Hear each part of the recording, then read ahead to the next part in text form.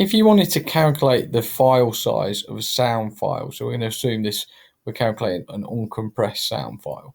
Okay, 'cause compression like an MP3 or whatever uses different methods or different files. So essentially, what we need to do is we need to times the sample rate by the length of recording, because if you think the sample rate is how many samples you take per second, so we need to times that by the length of recording in seconds to find out how many samples we've taken over the whole recording. Once we know how many samples we've taken over the whole recording, we're then going to times that by the sample resolution, because the resolution is how many bits we take per sample.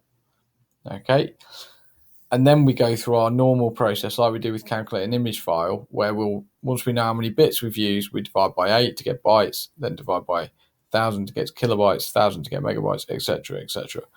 So, as an example, let's imagine we had a sound recording which had a sample rate of 44,000 hertz or 44 kilohertz.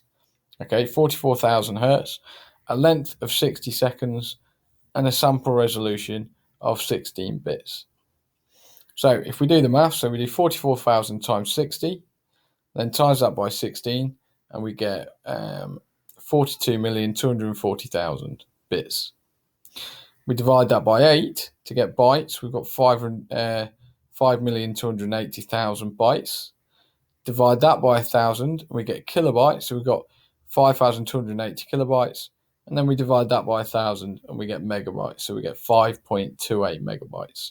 So that's how you calculate a sound file size, but you need to know the sample rate, the length of the recording, and the sample resolution. If you don't know any of those 3 bits of information, you cannot do a calculation.